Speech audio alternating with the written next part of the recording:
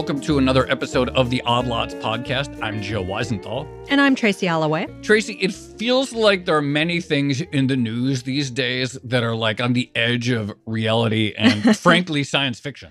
More evidence that we're living in the simulation. Yes. No, you're absolutely right. So first of all, we had this influx of AI technology. Everyone got very into ChatGPT, and now everyone's talking about future AI applications. And then we had, we have the excitement over the possibility of a room temperature superconductor. And then even weirder, we have a lot of talk about aliens. We had the congressional hearings about UFOs recently. I actually saw someone tie all of these things together recently. They thought that the LK-99 coming out like the week after the congressional hearings or the week of was evidence that there are in fact aliens and the technology has come from them. So take that with a grain of salt. Like the aliens left this little trail of hints for us. Oh, that's interesting. Well, I think one of the conspiracy theories is the reason it feels like all of this is popping up now and sort of going into hyperdrive is because the the powers that be are laying the groundwork for us to actually find out there are aliens. So they're sort of dripping it out. All right. And now the pace is picking up. And so it's coming, Joe. So here's the thing. I do not believe in it. I'm like a deep UFO skeptic to the point where I've almost tuned out all the news. If we do have a room temperature superconductor, I don't even know what that means. I see all these people like, oh my God, we are so back. This is going to change the world. I still don't really understand the significance. AI, I think it's pretty cool, but I don't know what it's going to do yet in terms of the economy. So when you're faced with all these sci-fi things, Tracy, what kind of guest do you think? Who comes to mind as someone who would talk about that? Who's the first person I call? Well, I guess we have the perfect guest. We have the perfect guest. We are going to be speaking with Paul Krugman, opinion writer for the New York Times, professor at City University of New York, of course, a Nobel Prize winner in economics. And I read on the internet that he was inspired to be an economist because of science fiction, at least according to a website I'm reading. And so I think to understand the economics, the implications, the thoughts around aliens, AI, superconductors, what they mean for the world and the economy, obviously the first name we call is Paul's. I think this is your first time on our podcast. So Paul, thank you so much for coming on Odd Lots. Thanks. I think it is my first time. I'm so proud that the first time you're coming on Odd Lots is to talk about aliens. I'm so happy. I know. Of all the various things we could be talking about, but hey, I'm pretty bored with inflation. Yeah, God, inflation, the Fed, soft landing, fiscal policy, the $600 checks, this recovery versus the other one. It's so boring. It's so tired. Paul, do you think there could be life elsewhere in the galaxy? I would think that it's extremely unlikely that there isn't. I mean, there is an argument that says that, that particularly that complex life may require some very, very special circumstances, then we might actually be alone out here. But I guess that sounds unlikely. It doesn't seem like that it should be that hard for there to be someplace else where complex life has arisen. But here's an argument that I don't see very often, which is that if there is other intelligent life out there, just given the time scale of things, it must have evolved hundreds of millions of years before we did. So if there are aliens out there, they have either wiped themselves out one way or another, or are on a level so far beyond us that the meaningful interaction is impossible. So in terms of there being actual aliens, landing and kidnapping people and all of that, that doesn't seem to me to be a very plausible story.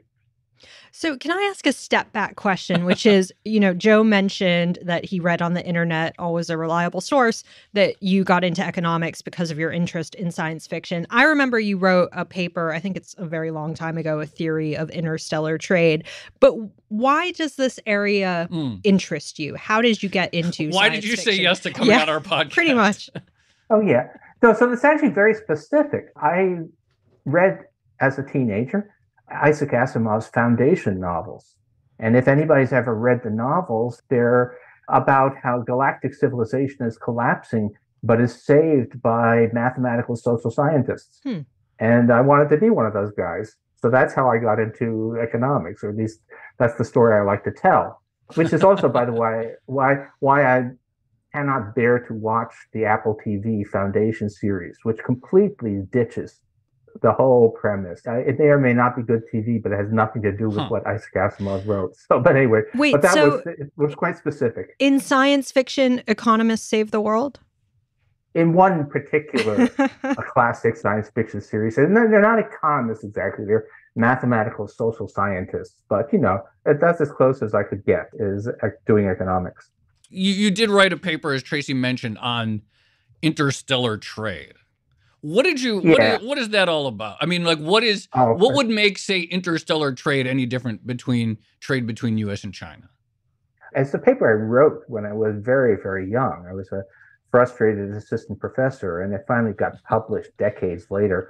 And so it's mostly a blow-off steam paper. I was having some fun with the fact that, well, look, shipping times for interstellar commerce would be very, very long. Not the time it takes to get from Shanghai to Los Angeles, but the time it takes to cross 20 light years. And at that point, the interest costs on shipping, stuff in transit, are going to be a pretty significant part of the expense. But how much time is spent on transit? Because of the theory of relativity, we know that the amount of time perceived on the spaceship is going to be different from the amount of time perceived on a planet that remains stationary. And it's always all kind of silly. But, as I said, I think in the introduction that the results of this paper will be true but useless, which is the opposite of what is typical in economics. Wait, I thought that was typical. True but useless. I thought that was what's typical in economics. All right. Well, okay, anyway. Sorry. Not to malign the whole profession. Sorry. I had some fun, yes. And helped keep me more or less sane during those, pre-tenure years that every academic has to go through. Was it peer reviewed? I can't imagine, but no. Actually, I sent it off. The Journal of Political Economy used to have a joke paper section at the end, miscellany, and I sent it, and the then editor didn't get any of the references. There were, in fact, references to Isaac Asimov, and so he sent to me, why is the planet named Trantor? And we need revisions. And I said, oh, I'm not going to do that. So I just let it sit, but it had circulated kind of in samizdat for a long time, and eventually the Journal of Economic Inquiry contacted me, and we said, we've heard about this paper you once wrote. Can we publish it? So wait, I feel like not to keep diving onto this one paper, but if it takes an incredibly long time to ship something from here to the other planet, but the people on the ship don't perceive it as long as those of us on Earth, right? Because time is slower. Yeah. Okay. So yes, that's the point. Because if you're traveling at close to the speed of light, and unless you can do that, then none of this makes any sense. Then the subjective time is going to be much shorter. And I actually then went on and very fancy economics theorem proving to say that doesn't matter, because the relevant opportunity cost is the time it takes on the planet. Anyway. I'm looking at it now. I found it online. There's some great it's charts really funny. Yeah. Also, like, in a very dry way. There's a line that, like, interplanetary trade, while of considerable empirical interest, raises no major theoretical problems. Among the authors who have not pointed this out are Olin and Samuelson. I love that. Yeah, actually, Jeff Frankel, you may know, of Harvard, wrote a sort of companion paper around the same time called "Is There Trade with Other Planets?" in which he pointed out that if you sum up total world exports and total world imports, countries report the amount they export, they don't actually match. Oh, yeah. And that the world as a whole appears to export more than it imports. Every statistical agency around the world wants to flatter their numbers of exports and shave a little bit off the imports, I guess. Yeah, maybe. There are variety, and a fair bit, stuff that is not also that is just, if you smuggle stuff in past customs, it shows up as an export, but not as an import. Right. Anyway. Do you pay attention to things like the UFO hearings, like right now? Like, how engaged are you, like, when you see these headlines about someone claiming? I think we've got enough, there's enough weird stuff in the world. Although I will say that, by the way, the theory that says that the aliens are selectively releasing technologies, that's a subplot in the movie Men in Black. I don't know if people Oh, remember this, but the agency that employs Will Smith is how they finance themselves by selectively releasing alien Huh. technologies. Think that Velcro was supposed to be one of them. that's So right. They joke about that. Yeah. so that's it. So you really should be. It should be even more conspiratorial than people are making it. It's not just that the aliens are doing this because they're about to be found out. It's that the government agents in black suits are selectively releasing these alien technologies. Mm.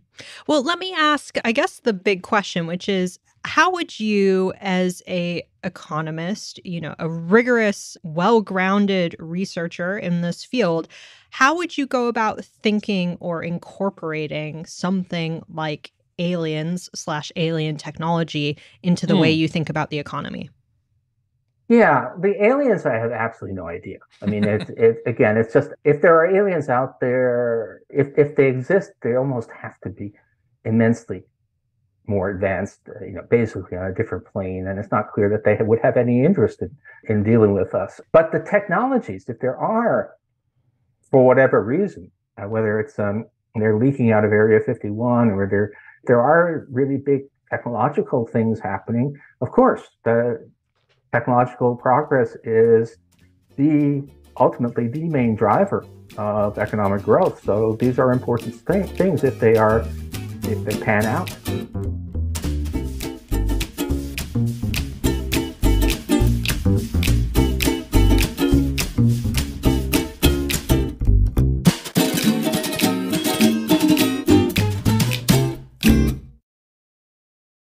Let's talk about technological progress as a driver of economic growth, because it seems like that. So it's like, okay, there is this thing that people are talking about, which is the possibility of superconductors that can exist at room temperature instead of really cold temperatures, which supposedly might have all kinds of implications for battery tech or power transmission or electricity consumption. I don't really totally get it. I'm not a scientist, but it seems good. But on the other hand, technologies exist and they are exciting, but they don't necessarily show up in the economic aggregates. They don't suddenly make GDP growth go from 3% to 10% just because there's some new breakthrough. Why don't they? Why don't we get technological inventions that suddenly cause GDP growth to grow at a much faster pace?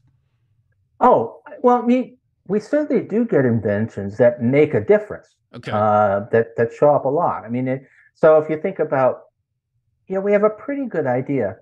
There was an acceleration in U.S. productivity growth for about 10 years, from the mid 90s to the mid noughties. That was something like 1% a year faster growth than before or since, which we think was because business finally figured out what to do with IT. Some of it's the internet, some of it is finally figuring out how to use barcodes to do effective inventory management, more prosaic things. But basically, there was a clear bump in productivity that was associated with the rise of IT and networks and all of that. And you could say, well, that's it.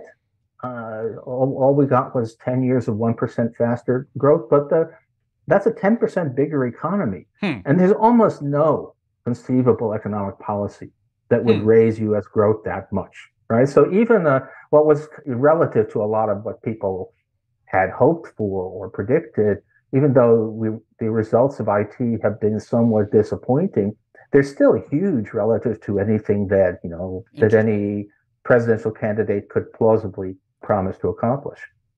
How good are we at actually measuring technology's impact on productivity? Because I remember this was a talking point a few years ago, the idea that, well, technology is in fact improving, but the way that it's improving and sort of feeding into the economy is not well captured by statistical methods.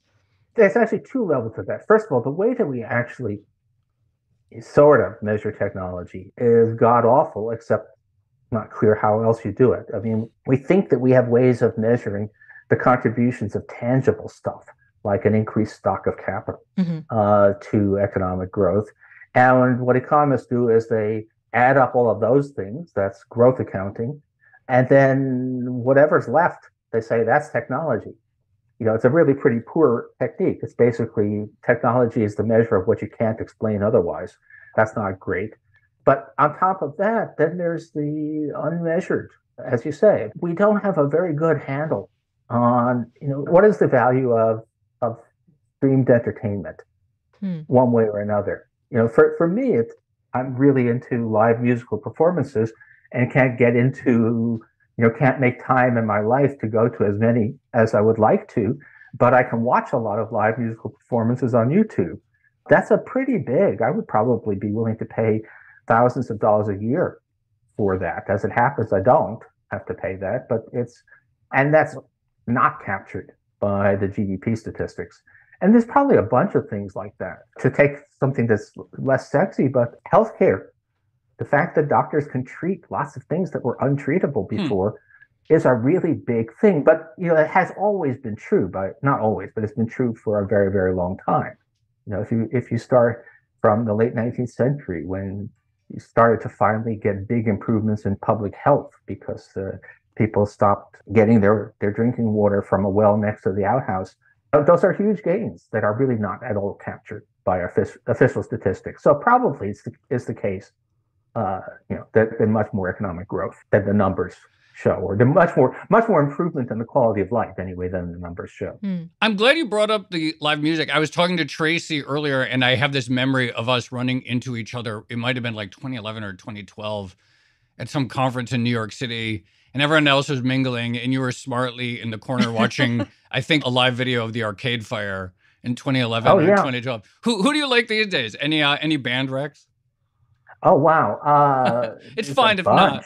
Okay. I worry when I say this that I'm going to insult bands I love by forgetting to mention them. But the last concert I went to, which was just at the beginning of the summer, was Larkin Poe, which is a sisters from Atlanta who do mostly the blues and are just incredible. I'm away for the summer. Actually, I went to I won't get undisclosed location, but anyway, I went to just a bunch of local musicians doing. They're calling themselves the Grateful Dead, reggae-inspired Grateful Dead covers, which was great fun. But the next thing I'm going to is something called a band that's been around for a while, called Warpaint, and does sort of vaguely psychedelic stuff.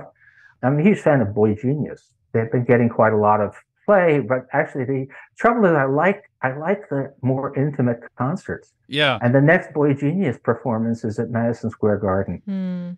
Sorry, I love the band, but I wouldn't love that experience. So, there's a bunch. I mean, that's the thing. I subscribe to, I think, around 40 channels on YouTube, which are almost all indie musicians of one form or another. All right, I'm going to have to check out Larkin Poe. I'm looking them up now. It looks really good. It looks like the kind of thing that I would like. I want to go back. We're talking about technological impacts on macro, and someone is going to get really mad. I've defended the sort of famous, infamous internet fax machine comment on the sort that you made, because it doesn't seem like 1% growth, even over 10 years, is really changes the economy like that much, or as much as you would think, given the sort of like huge upheaval that we've seen that the internet caused. Like, is there any way to sort of know early on or in real time what a technology is going to do to the economy? Or is it the only kind of thing where you can say afterwards, this seems to be what happened here? Okay. What people don't know, by the way, is that comment about the internet and the fax machine was in the context of a piece that was meant to be funny. Oh. It was a piece that was written for I defended it seriously. I've taken a lot of flack on Twitter. No, Joe, you were trolled by Paul Krugman. And now I'm discovering that I was defending a...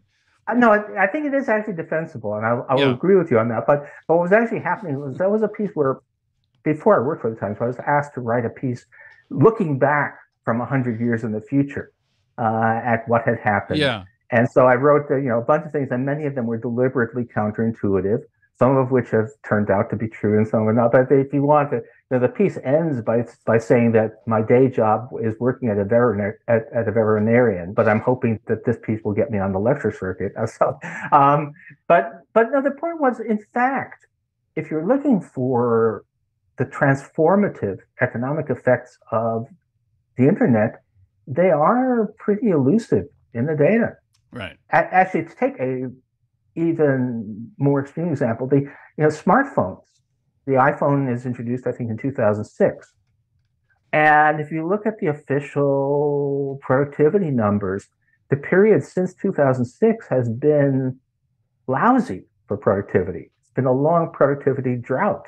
The boom in productivity, such as it was, the boomlet, was between about 95 and 2005. Which is much more the fax machine era than the internet era. Wait, I have a really basic question, which is if you get a brand new world-changing technology like the internet or, say, a room temperature superconductor, would that count as like an exogenous shock or an endogenous shock? Yeah. I mean, at some level, everything's endogenous, right? If you go deep, at some level, it's all quantum mechanics. But in terms of being something that, look, the long sweep of technological progress that begins about 2 centuries ago or a bit more, that's clearly endogenous. Given that we had whatever it was, the change in mindset, the change in the way that people behave that caused the Industrial Revolution and everything that followed, then of course there were going to be a lot of explorations of new possibilities, lots of new technologies. Any individual technology there's a strong element of we stumbled on something. And so when you stumble on something that actually has big economic implications, that's even more fortuitous. It's really not predictable in advance. Either way, you can have something like, I think many people would have expected to see a much bigger visible impact on the economy from smartphones than we appear to have seen. But on the other hand, who would have thought that shipping containers would matter as much as they have turned out to for the global economy? So it's really, in the sense of being really hard to have predicted either that the innovation would happen or that it would matter a lot. Yeah, it's exogenous for all practical purposes. You know, it's really important that we use the same gauge and size shipping containers as they do in China. I wonder how we would even coordinate that with another planet. They might have like a totally different size shipping container at their ports. That could be a very difficult... Interstellar shipping containers. It could be a very different coordination problem. And the trouble is, if they're 40 light years away, the negotiations to establish a common standard might take a couple of millennia. Yeah, that's what I was thinking. Right. Like, it's hard enough to come up with common standards here on Earth. I want to pivot. I want to ask you about AI, actually. And I'm curious, like, people, you know, every technology has its things, like, people worry about which jobs are going to get disrupted and so forth. And then with AI, it feels like there's like deeper angst that many people have because it can think and it can write. And I've expressed my own anxiety. Like, well, will I be out of a job in a few years as someone who like does words on the internet for a living? Because ChatGPT is pretty good at doing words. Like, does it feel different to you in some way in terms of, or is it, we have we are always getting better at things and it's sort of part of a continuous process of technological gain? Well, this looks like it may be. There are things that are kind of narrow gauge technologies that affect a very, very particular sector, but not that many people. This stuff, although what we're calling AI isn't really arguably, but the stuff we're calling AI anyway does look like it's going to affect a lot of activities.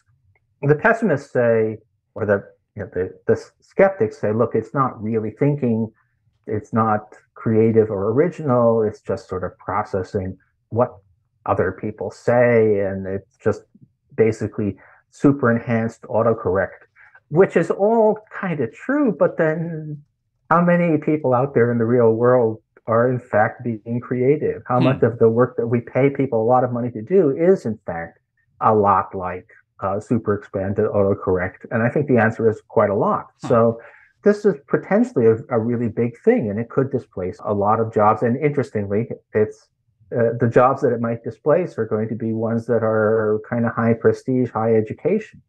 You know, we're a very, very long way, as far as I can tell, from being able to have robot plumbers, but we may be quite close. In fact, may already be there to having robot journalists. So yeah, this is serious. So you obviously talk and write about economic policy quite a lot. From that perspective, what would be the best way to handle AI? If you're worried about society, if you're worried about things like inequality, what would be the best economic policies to put in place? I don't think this one calls for a lot of remedial policies other than simply having a strong social safety net. It's too pervasive and too diffuse, I think. It's something, when you have something like, it's not a technology, but in some ways similar, if you have something like the China shock, that period of about 10 years where we had a real surge of imports from China. The thing about that was actually the number of jobs displaced was like a million, between 1 and 2 million, but they were very concentrated. There were just communities that were effectively wiped out. And that's where the idea that you probably should have had some kind of remedial policy that tried to sustain or at least help these communities adjust or help them downsize or something so that the social impact would be less. That kind of made sense. But now if you have something that is going to be wiping out certain kinds of white collar jobs, but more or less evenly across the country, it's not going to be doing any a whole lot more or less in any particular region. It's not going to be affecting any particular social group, except in the sense that it may be devaluing certain kinds of higher education. I don't think there's much you can do about that aside from just trying to ban the technology altogether, which isn't going to work. So I actually am not sure that aside from the fact that we should have a society where you don't starve or go without medical care if technology does have to take your job, I'm not sure there's much more you can do than that.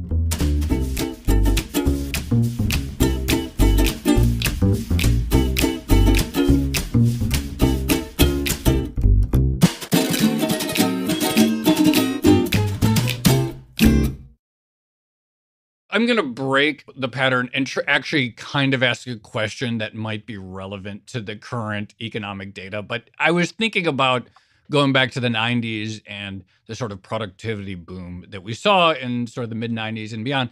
And the other thing about that time, beyond just the sort of advent of the internet and a lot of information technologies, is it was a strong economy. It was robust. There was robust growth. There was robust employment growth.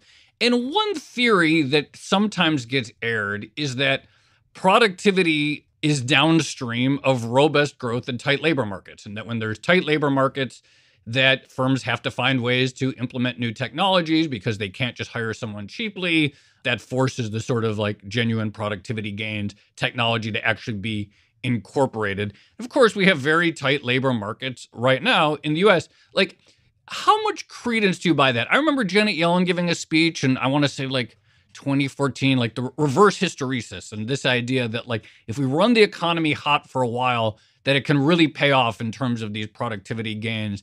And we might be getting a test of that now. Like, how compelling do you find that? It's one of those things where I take it seriously and have absolutely no idea whether it's true. There is some case to be made that running the economy depressed leads to losses that you basically never make up. So that a weak economy for a sustained period of time leads to lower productivity growth for many, many years thereafter. And you can read some of the evidence from the 2008 financial crisis and aftermath to say that. On the other hand, that isn't always true. The Great Depression in the United States appears to have had zero impact on all of that. If you look at the economy in the late 40s, it was just about where extrapolating trends from 1929 would have led you to think it would be. Now, it's true that we did run a very, very high pressure economy for 4 years in the 1940s. So maybe that was what, but actually the original frying pan chart. Yeah. I'm not sure if readers will know about that, but yeah, the frying pan charts that I've been promoting too. But productivity did pretty well even during the 30s, even with a very depressed economy. It's possible. Right now, it'd be nice to believe that by running a genuinely full employment economy, arguably for the first time since the late Clinton years, that we are setting the stage for an era of good productivity growth. But I don't know that. And I think I can make a firm prediction is that we will never know that. We would, even though, looking back 10 years from now, if productivity growth was high, we won't know whether that was because finally we got sufficiently expansionary macro policy, or because we just happen to luck into getting usable AI for the first time. Yeah, Tracy, if there's one thing I feel like I've learned from, sort of covering economics over the last 15 years or whatever, is that debates never actually get resolved. It's like you can have all the data and then it's just two people tell a different story. Yeah, no, that is very true. It's the same two people selling the same two different stories decade after decade. That's what really drives me crazy. It's always the same people on the same side. Now, whatever the data are, it doesn't actually speak too well for my profession. Wait, since Joe asked a question that brought us back to more modern times and more relevant themes, I want to ask one too, which is, would an alien invasion be deflationary or inflationary? A very serious question. I think that we can say almost surely it would be inflationary. Wars almost always are. An uncontested alien invasion, I guess it kind of depends on how they run the occupation. But but actual wars are always inflationary. I can't think of one that wasn't. They always involve big government spending. Actually, they always involve a collision between large spending and at least temporarily reduced productive capacity. So, yeah, you may recall that back when I was desperately pleading for more fiscal stimulus. Oh, that's right. Yes. Crisis. I said that the government should lie and claim that we were facing an imminent alien invasion, and that in order to fight that imminent alien invasion, what we needed was better infrastructure. So we should have a big public infrastructure platform because things that people would never agree to simply in order to make people's lives better, they will agree to it in order to fight invasion. It is interesting, the degree, and you definitely see this over the last couple of years, the degree to which big public investment programs seem to go down easier politically if it can be couched in the language of geopolitical conflict. And so even say some of the decarbonization efforts in the US, the IRA, a lot of it is almost either implicitly or explicitly, because China is doing this too. And suddenly that brings out the votes a bit more. Well, yeah. I mean, we have two big public infrastructure programs. Well, three. We have one which is just straight infrastructure, but that was to some extent said, well, we're falling behind on China. We need to do something. Then we have the CHIPS Act, which is explicitly about countering China. And then, some of the IRA stuff has been sold as being a national security concern as well. So sure, it's crazy, but yeah, in order to provide people with just a better economy and a better life, you generally can't get that past the deficit goals unless it's in the interest of fighting evil outsiders. I want to ask another AI question. I mean, I know you say okay, there's not some obvious remedial policy, but it is interesting that there is this possibility that it disrupts a lot of currently high status jobs, people with a high level of education, white collar work, etc., which I guess in people's minds feels different than a loom on, a shop floor or something like that, in which people think, well, this is different in some way. Historically, are there other examples that feel similar where no, this really disrupted something that at the time was seen as very high status prestige work? Well, really high status prestige work, I'm not sure, but relatively high. I mean, we talk about the Luddites. The Luddites were not the poorest, least skilled workers. The Luddites were skilled weavers who were actually relatively high wage. What had happened was that the factory production of yarn had created an abundance of yarn, but the weaving was still being done by highly skilled manual workers but high skill. And then along came the power loom, and suddenly the relatively high wage workers found their jobs disappearing, and they were the ones who went out and rioted. So it's certainly not the case that technology is always going to favor the higher wage people at the expense of the lower wage people. And there's probably a lot of quiet stuff in there that this has probably been going on to some extent. I mean, one of the things about U.S. inequality is that there was a time when people said, oh, it's all about education differentials, but the college wage premium hasn't really gone up for a long time now. But it's also true that a lot of information processing that used to require a human being either doesn't or can be done by fewer human beings because machine assistance helps. On the topic of inequality, it does feel like there is this pervasive sense that the US economy is doing worse in many ways for a large chunk of the population, despite everything that we've seen in some of the hard data recently and a lot more discourse about the possibility of a soft landing. But what do you think is driving that dissatisfaction? And then secondly, how do you go about, I guess, like messaging that the economy isn't that bad to the general population so that aliens don't feel the need to invade the planet to make us all feel better or worse? Yeah, it's an interesting question. I mean, if you actually are asking about inequality, have recent events hurt lower income people more than higher income? That's actually not what the data says. And if anything, on the contrary, what we've seen is a surprisingly fast narrowing of wage gaps. The people at the bottom of the wage distribution have done a lot better than the average. Aaron Dubé has been writing about this, the unexpected compression of wage inequality that's taken place in the last couple of years. So that's not really the story of why people are feeling dissatisfied. If I had to try to say why people are dissatisfied, one of it is that, look, the return of inflation after a generation when people just didn't think about it, that was a big shock. And people are going to take some time to recover from it. Then, actually, I think it's more than two things. I'm going to turn Monty Python routine amongst the reasons. But then there is partisanship. It's just astonishing if you look at the surveys, how much.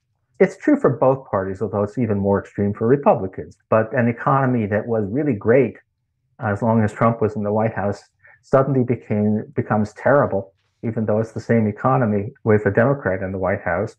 But then perceptions are shaped by narratives. There's just lots and lots of surveys now, which you ask people, how are you doing? And they say, fine. And how's the economy doing? Oh, it's terrible, which is, this is relatively new in economics, but in other areas, we see that all the time. I look at crime. We had an epic decline in crime between about 1990 and the mid-2010s, really astonishing. And we still basically have no idea why it happened. But for some reason, America became a much safer place. And all through that, surveys, if you ask people, what's happening to crime? They said it's increasing. Although if you ask them, how do you feel about your neighborhood or your town? They were much more favorable. So we've got some kind of psychology where a lot of people now believe that really bad things are happening to somebody else, somebody I don't know. I hope the media isn't culpable for any of that. Just going back to your point about how things like AI or things that may have compressed education labor is like, it's not really that new of a story. Guillermo Roditi Dominguez, who's been on the show, he always likes pointing out that the word computer used to refer to a profession, that like there used to be like people whose occupation was computer. Human Excel spreadsheet. A human Excel spreadsheet. Richard Feynman ran the computers at Los Alamos. You've just seen Oppenheimer. Feynman actually what is clearly Feynman appears there playing the bongos, but he's not a speaking character. But he ran the computer section at Los Alamos, which was a bunch of women who were actually computing. Right. Can I ask, we sort of glossed over this within the context of alien technology, but are you paying attention to the superconductor stuff? Like, and you're really plugged in, you're online, you're probably as like online and on Twitter as much as me and Tracy is. And you see these videos of like a magnet flapping and people are like, oh my God, this is like the Holy Grail. Like, this is like a question I've been asking everyone, like, how do you as a sort of intelligent plugged in person try to like process what's going on when you see things like this happening in the world? This one is really hard. Yeah. I mean, I am extremely online. Actually, I hate when my phone tells me how much screen time I've had each day. I often feel that I can go online and get reasonably reliable assessments of stuff in areas of which I personally know nothing, because I kind of think that I do know enough to recognize people who have some idea what they're talking about. Yeah. I know what actual research sounds like. This is one of those areas where I can't make it out. It sounds like there are reasonable people on both sides. There's no obvious motivated reasoning driving this. And I'm kind of just saying, I have no idea. Yeah. And not only am I not entitled to an independent opinion, I don't know whose opinion to trust. I just have one more sort of theoretical question, getting back to the beginning of this conversation and science fiction. But what's your favorite economic system in science fiction, if you had to choose? This is a good one. Oh, well, that's interesting. Most science fiction either doesn't specify or kind of assumes that it's not very different from what we have now. So there are very few sort of serious alternatives. If you look at the Star Trek universe, that appears to be, nobody says it, but it actually appears to be sort of idealized Marxian socialism, right? That's the one that you always see. I've heard that before, that's like the socialist. Yeah, literally live long and prosper. Well, live long and actually, that's actually the opposite. America is the country where we prosper and die early. But prosper and die. Live short and prosper. Yeah. But if we, the replicator, you just say tea, Earl Grey hot, and there it is. And supposedly it's an economy of total abundance. Although, I'm occasionally tempted to yell at the screen. But services are most of the economy, and replicators can't do that. Although I guess androids can. But other than that, it's really hard to see very much. People are not very original in trying to think about economic systems. There is a real paucity of ideas for something different. I mean, we've seen, there's very little sort of central planning fantasies out there in economics. There are some people who try to invent, we're going to have some kind of system of points or so on, but what they don't seem to realize is that what they're actually doing is reinventing capitalism.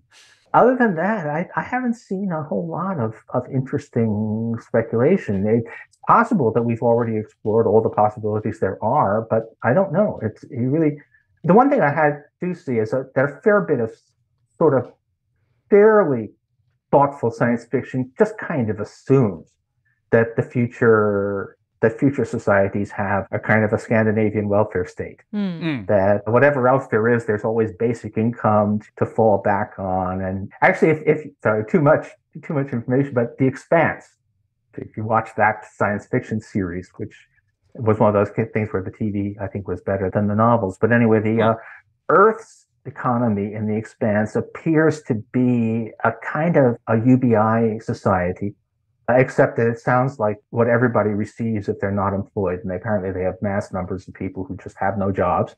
But what they get is they get the basics to survive in kind rather than in cash. So that's a few, but it's not a utopia. It's kind of portrayed as being kind of grim. But that's kind of where, if you look for real, seriously alternative economic systems, I can't think of one in any of the science fiction I've read. Paul Krugman, it's so great to finally have you on Odd Lots, and it was so great to talk about things that are not just the sort of day-to-day, what's the Fed going to do next week. So really appreciate you coming on. That was a really fun conversation. So much fun. Okay, take care. And it's great stuff.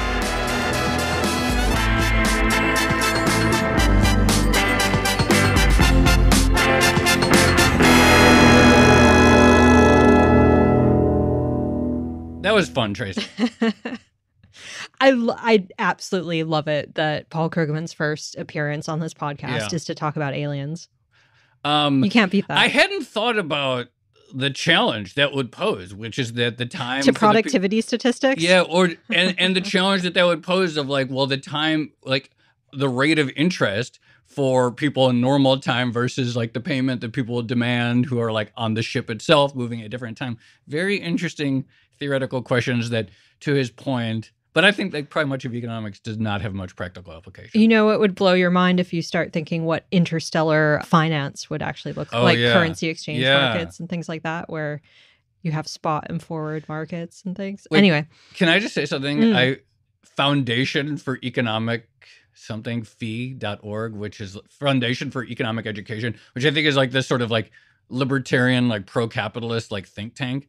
They have an article that's saying Star Trek is not socialist. They're like really like, because that was one of the first things that came up. Is Star Trek really socialist? No. So some people push back on that.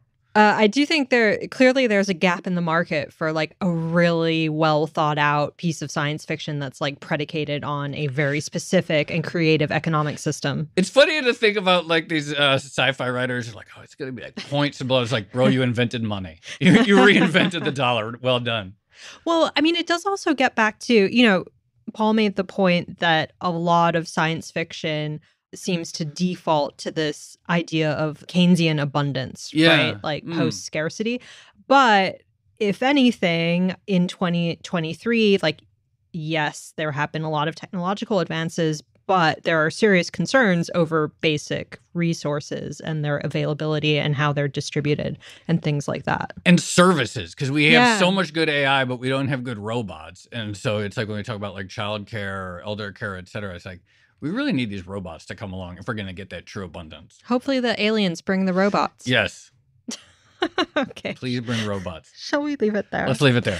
All right. This has been another episode of the Odd Lots podcast. I'm Tracy Alloway. You can follow me on Twitter at Tracy Alloway. And I'm Joe Weisenthal. You can follow me on Twitter at The Stalwart. Follow our guest, Paul Krugman, on Twitter. He's at Paul Krugman. Follow our producers, Carmen Rodriguez at Carmen Armin and Dashiell Bennett at Dashbot. And check out all of our podcasts at Bloomberg under the handle at podcasts. And for more Odd Lots content, go to Bloomberg.com/oddlots, where we have transcripts, a blog, and a newsletter. And if you want to chat about like everything we talked about in here, from energy, scarcity and abundance to AI to other stuff, check out our Discord channels for all this stuff. People are chatting 24/7. Discord.gg/oddlots. It's a lot of fun. And if you enjoy Odd Lots, if you like our conversations about alien technology with Nobel Prize winners, then please leave us a positive review on your favorite podcast platform. Thanks for listening.